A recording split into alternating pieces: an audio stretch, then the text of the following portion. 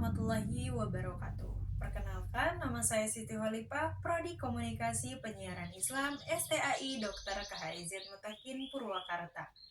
Di sini, saya akan menjelaskan tentang etiket dan sopan santun dalam komunikasi bisnis.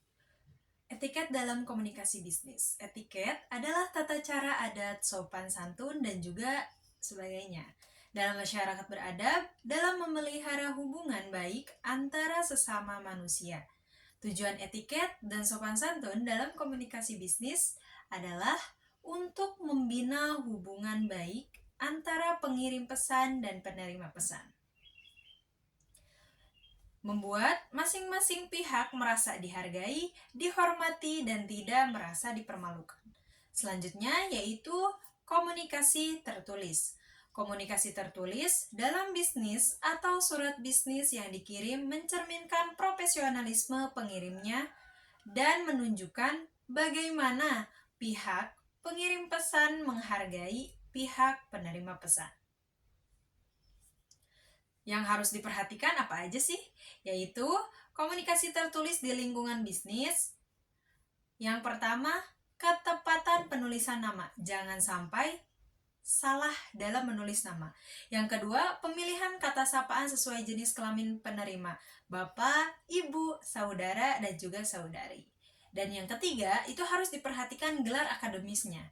Yang keempat, apa jabatannya kalian tulis di surat itu. Dan yang kelima, nama perusahaan atau organisasi.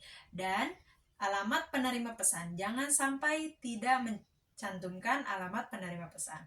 Yang harus diperhatikan saat mengirim surat dengan ekspedisi, kalian harus baca dengan teliti surat bisnis sebelum dikirim. Baca terlebih dahulu apa yang kalian sudah tulis. Lalu perhatikan kerapian dan kebersihan surat bisnis. Jangan sampai ada noda bekas lipatan atau kerutan, apalagi sampai kotor. Yang ketiga, pastikan tinta mesin cetak dalam kondisi baik. Jangan sampai kayak fotokopian, burem. Yang keempat, gunakan tinta warna hitam untuk mencetak surat bisnis. Yang kelimanya yaitu untuk menyoroti kata tertentu, gunakan huruf tebal, cetak miring, atau warna biru tua. Hindari warna merah dan huruf kapital berlebihan. Itu yang harus diperhatikan. Dan yang keenam, pilih amplop yang bersih dalam kondisi baik. Jangan sampai amplopnya pun kotor. Yang ketujuh, hindari menulis alamat penerima surat dengan tulisan tangan. Itu harus diketik ya. Dan yang kedelapan, pastikan amplop dan label alamat rapih dan tidak miring. Jangan sampai ada tulisan yang miring. Lalu selanjutnya gunakan amplop coklat yang sesuai untuk dokumen tebal agar tetap rapih. Jangan sampai tidak sesuai ukurannya. Lalu yang harus diperhatikan saat mengirim surat elektronik, tadi ekspedisi dan sekarang elektronik, yaitu yang pertama, gunakan alamat surel yang menunjukkan identitas Anda. Jangan sampai alamat orang lain tapi dikirimkan kepada penerima surat. Yang kedua, gunakan subjek yang jelas agar penerima tahu isi surel. Yang ketiga, perhatikan format lampiran dan ukuran agar tidak masuk folder spam. Jangan sampai spam.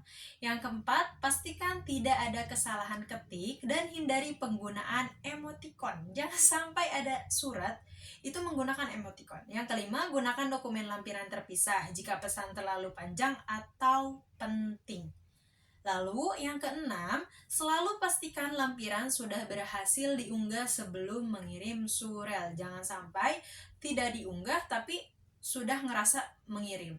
Jangan mengirim surel dalam keadaan panik. Ini panik tapi kalian mengirimnya. Lalu periksa dokumen resmi sebelum dikirim agar tidak salah kirim atau disalahgunakan. Kayak tadi kalau udah nulis, diperiksa tulisan kalian lagi. Komunikasi antar pribadi di lingkungan bisnis. Sebagaimana komunikasi tertulis, komunikasi lisan di lingkungan bisnis juga harus memperhatikan etiket tertentu. Apa saja yang harus dilakukan? Komunikasi antar pribadi. Yang pertama, selalu menerapkan sopan santun, sikap ramah, dan senyum tulus. Jangan sampai senyum terpaksa kalian lakukan. Lalu kedua, mengetuk pintu sebelum memasuki ruangan orang lain. Jangan asal nyelonong aja. Yang ketiga, tidak berdiri di posisi yang menghalangi mobilitas orang lain. Jangan sampai ya, kalian harus berdiri di posisi yang tepat. Yang keempat, selalu tepat waktu, jangan ngaret. Dan yang kelima, atur ponsel dalam mode hening saat menghadiri pertemuan. Yang keenam, membiasakan diri berkata tolong, terima kasih, permisi, silahkan, dan meminta maaf jika melakukan kesalahan. Yang ketujuh, membiasakan diri menyapa orang lain dengan sapaan sesuai waktu. Perhatikan, pukul 1-11 itu pagi, pukul 11 sampai 3 itu siang, dan pukul 3 sampai 6 itu sore, pukul 6 sampai 12 itu malam. Oke, kesan pertama yang positif dan profesional. Penting untuk menunjukkan kredibilitas agar mendapat kepercayaan dari relasi bisnis sejak awal. Hal yang harus diperhatikan antara lain yaitu yang pertama, komunikasi nonverbal, postur tubuh tegap, langkah teratur, ekspresi ramah, serta penampilan juga rapi. Itu yang harus diperhatikan nomor satu. Yang kedua, cara berjabat tangan. Jabat tangan dengan erat dan ayunkan selama 1-2 kali. Tersenyum ramah, menjaga postur tegak dan fokus pada pandangan lawan bicara. Itu yang harus diperhatikan.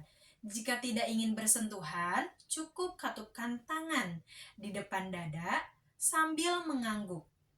Gitu. Nah, yang ketiga, cara memperkenalkan diri. Sebutkan nama dengan jelas dan tidak terlalu cepat. Bertukar kartu nama yang bersih, tidak tertekuk, dan tanpa kesalahan cetak. Jangan sampai kartu kotor kalian kasih. Selanjutnya, topik diskusi apa aja, yaitu yang aman, olahraga, buku, kuliner, tempat wisata, lalu lintas, cuaca, hobi, film, dan juga musik. Topik yang sebaliknya dihindari yaitu hal pribadi, sara, cerita, menyedihkan, penyakit, dan juga gosip. Itu hindari dalam komunikasi. Mungkin hanya itu yang dapat saya sampaikan. Kurang lebihnya mohon dimaafkan. Terima kasih. Wassalamualaikum warahmatullahi wabarakatuh.